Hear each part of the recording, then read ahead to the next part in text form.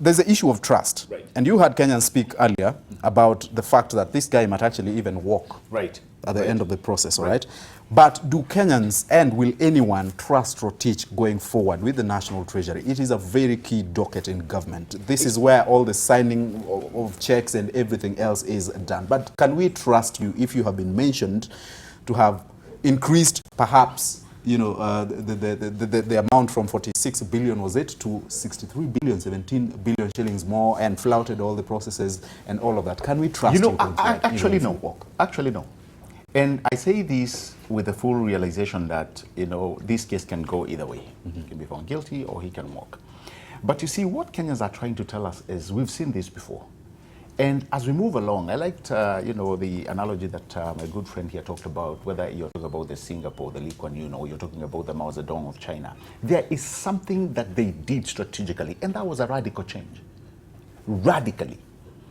And again, I use that name radical without mincing it, because at some point, something radical has to change. And what is that? I honestly believe the radical that we are talking about will come from the judiciary. Because anything else we've been served, we've seen. And just the other day, I was shocked when some judges came out and told us, you know what, about this thing of this parcel of land, this CS was actually misadvised. There were lands coming in. And then you're saying, okay, where do we go from there? The CS was misadvised. To me, when you tell me somebody has been misadvised, is I go out with two things. Either he didn't know what he was doing, for him to be, or incompetent. Correct. So it cannot be, just we rubbish things and say, a place like Treasury, to me, I believe this is the heartbeat of the administration. There are so many things that are going there.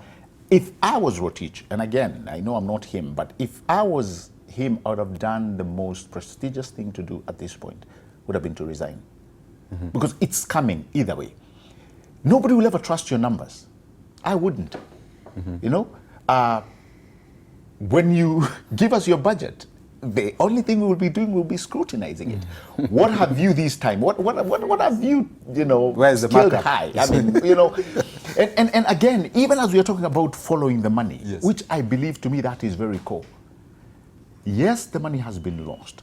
Yes, we need this money repatriated. Yes, we need to see people in jail. But at the end of the day, the keyword that we must take with us is the radicalism of fighting corruption must be seen. Because that is how corruption has been won across the world. I still believe, and probably Judge Wakili Kethi and former judge here may actually, ride me correct, is that the judiciary holds the biggest piece of where this country moves in matters of corruption. All right. But let me put it this way, yes, to rationalize what he has said.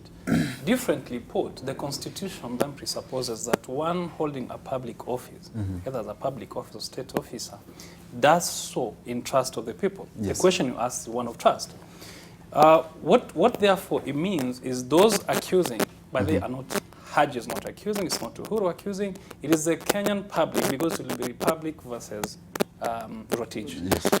If the people then are accusing you and have taken you to court on matters trust, questioning the trust that you have or you breach trust, then eventually it means you are not living to the constitutional mandate that you're holding that office in trust for the people.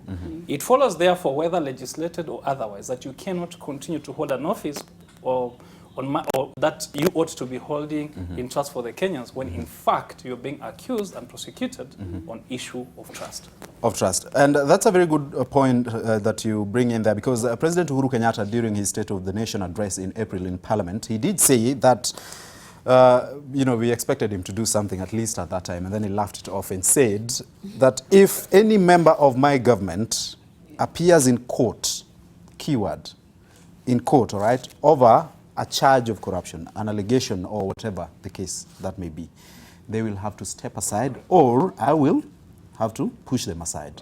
David, the president, all eyes are on him right now. What does he do about the National Treasury and these officials? About 28 of them, some from, parastatals and all of that, and some at the core of what government needs to operate. What does the president do? Let me first break down the matter at hand so that it can be understood by the simplest mind in the village watching us today. The issue here is that Nurdin Haji believes and has said that there was an overquotation of 17 billion. Yes. That people intended to embezzle 17 billion, that Yes. they caused Kenya to pay or to get into an agreement that would see the country fleeced of 17 billion shillings. To build a health center costs 1 million shillings in the village. You have built it, equipped it in a very basic form, and you have at least one nurse taking care of it or one clinical officer. 1 million bob. In fact, dispensaries cost 500,000 as Kivuda Kibwana has done in Makueni, and he will demonstrate to you that this is how I build. Let's say 1 million shillings. You have built 2 different rooms and one, or let me be very generous and say 2 million shillings.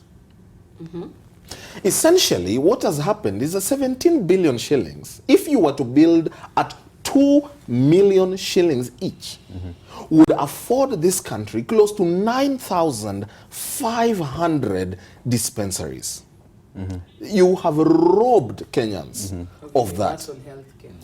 Thika Road, do you know how much it cost Thika Road? 28, was it? That's it. About? And that was overquoted and part of it stolen.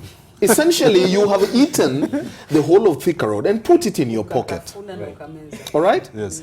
You have essentially robbed this country close to 10,000 kilometers of low-seal tarmac roads. 10,000. Yes. That's the magnitude of theft. Roads that would have enabled farmers to quickly get their produce to the market and access the markets quickly. Roads that would have enabled matatu owners to be able to transport people faster on different routes. So roads that would have enabled issues such as medical emergencies be addressed much faster by getting people who are nearly dying to their hospitals very quickly. If you are accused of doing that, and you have had the advantage of going to school in democracies that have developed from which we are trying to learn some aspects of our lives. I do not believe in copy-pasting everything that happens in Europe or America. I think and believe that we can develop our own, ways of dealing with this. However, the standard thing that I think should be done by the man who has gone to arguably the best school in the world, Harvard, Rotich, and a man who has gone to a top 50 best school in the world, John Hopkins, Thuge, and the likes of David Kimosop, who is my friend, is to accept that Kenyans do not have confidence in. Don't wait for the president to embarrass you. Exactly. Yeah. It becomes more embarrassing when now you have to be forced out of office. You can save face a bit, because right now, the sad thing is that 90% of Kenyans already believe before you go to court that you're thieves. You're already dealing with your children, and your kinsmen are already dealing with the shame of being named by the prosecutorial agency in the country as a probable thief. You are going to save them that shame of dealing with the second bit of pain of you being fired. Because then it will go down history, and internet never forgets. You were fired because you were corrupt, rather than saying, if you want to defend yourself, because even if they're guilty, they will not tell us, you will say, I did my job, I did it above board. However, there's a belief that I am culpable, and so I quit. So if they do not quit by end of day, President Kenyatta should make us believe that he wasn't a coward after all. Yes. That he meant exactly what he said. And he should do it within 48 hours from yesterday.